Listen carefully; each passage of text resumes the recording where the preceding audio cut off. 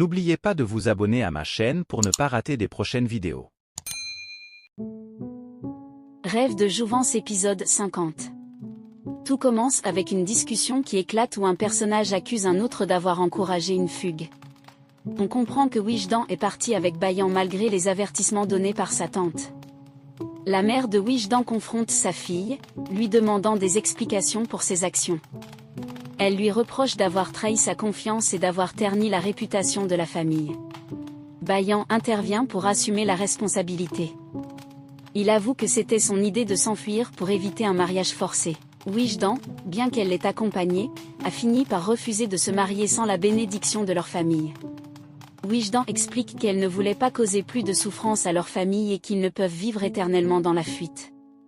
Elle estime que tout doit être fait dans le respect des traditions familiales. La tante de Bayan rappelle qu'il était censé informer sa famille avant d'agir. Elle exprime sa déception de voir que ni lui ni Wijdan n'ont pensé aux conséquences sociales et familiales de leur fuite. Bayan insiste sur le fait qu'ils ne se sont pas mariés. Il explique que c'est grâce à Wijdan qu'ils ont pris cette décision, car elle voulait éviter d'aggraver la situation. Un autre membre de la famille, plus en colère, décide qu'il est temps d'informer Akash, un proche parent, des actions de Wijdan et de Bayan. La mère de Wijdan tente de dissuader cette décision, expliquant que les erreurs ont déjà été reconnues et que Wijdan a présenté ses excuses sincères. Malgré cela, le mécontentement persiste, certains membres de la famille estimant que les excuses ne suffisent pas à réparer la honte apportée à la famille. Un débat s'ensuit sur l'opportunité de dénoncer ces événements à d'autres membres de la communauté, craignant que cela ne cause davantage de problèmes. La tante de Wijdan déclare finalement qu'elle ne veut plus entendre d'excuses ou d'explications. Elle exprime une profonde colère face à ce qu'elle considère comme un comportement irresponsable de la part des jeunes. Une décision est prise de chercher une solution collective pour résoudre la situation, tout en essayant d'éviter un scandale public. Cependant, la tension reste palpable, et les relations familiales semblent sérieusement affectées. Wijdan est décrite comme une fille gentille et raisonnable, mais quelqu'un tente de convaincre sa mère qu'elle est la véritable fautive dans cette situation. La mère, bouleversée, pleure en se plaignant que Bayan ne mérite pas qu'on lui accorde tant d'importance. Une dispute éclate autour des responsabilités et des émotions.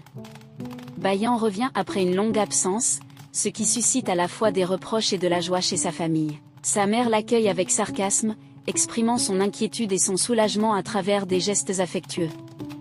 Un membre de la famille rappelle à Wijdan qu'elle a empêché quiconque de parler de la situation, ce qui a compliqué les choses. Malgré tout, on insiste sur le fait qu'elle aurait pu partager ses sentiments avec ses proches.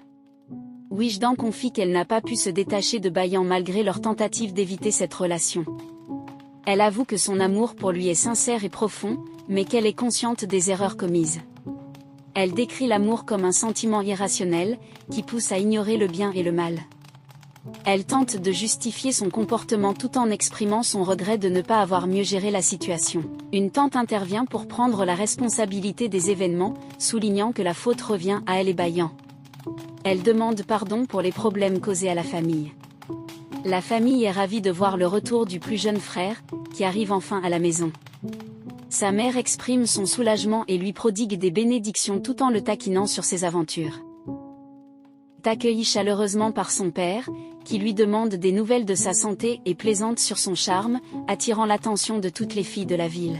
Une atmosphère de réconciliation commence à s'installer, bien que les tensions sous-jacentes et les conséquences des actions passées restent présentes.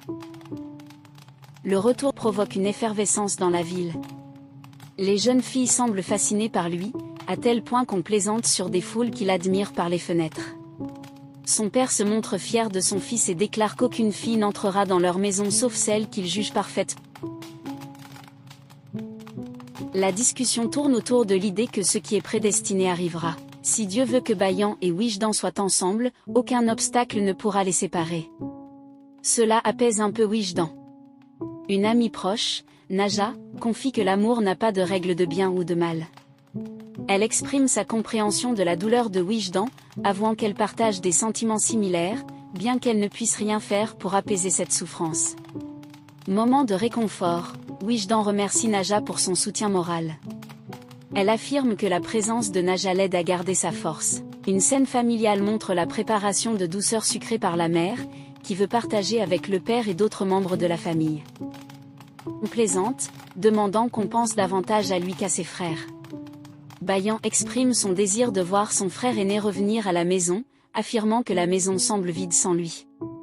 La mère propose une idée pour faciliter ce retour et demande l'aide de Bayan. Une discussion entre les sœurs montre des préoccupations pour leur santé et leur bien-être. Une sœur, visiblement épuisée, est encouragée à se reposer après avoir été examinée par un médecin. La mère et d'autres membres de la famille discutent des qualités des prétendantes potentielles. Elle plaisante sur l'idée de trouver une épouse parfaite pour Bayan. Déclaration de Bayan, face aux accusations et aux manipulations, Bayan déclare fermement son amour pour Wijdan. Il affirme qu'il l'a choisi de tout cœur et que personne ne pourra changer son choix. Il s'oppose fermement aux tentatives de contrôle familial.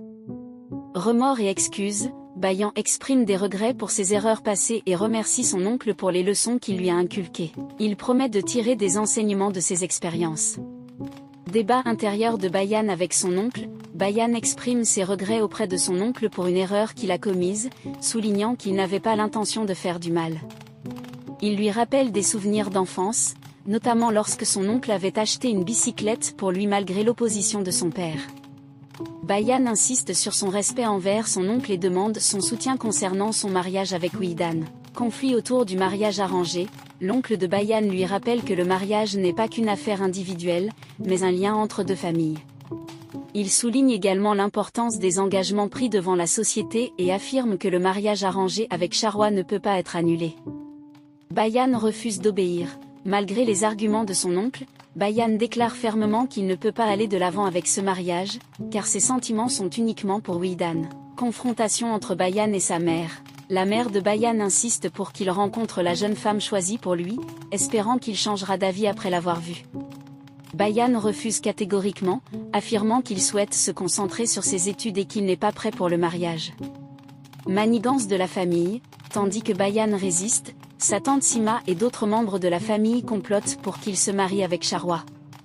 Ils envisagent différentes stratégies pour atteindre leur objectif, y compris jouer sur les émotions de Bayan. Soutien inattendu de la mère de Bayan. Après réflexion, la mère de Bayan décide finalement de soutenir son fils. Lors d'un dîner en famille, elle annonce qu'elle accepte le mariage entre Bayan et Wijdan, surprenant tout le monde. Soulagement de Wijdan, qui était anxieuse à cause des tensions familiales, est rassurée par cette décision. La mère de Bayan montre un geste affectueux envers elle, symbolisant l'acceptation. Fin.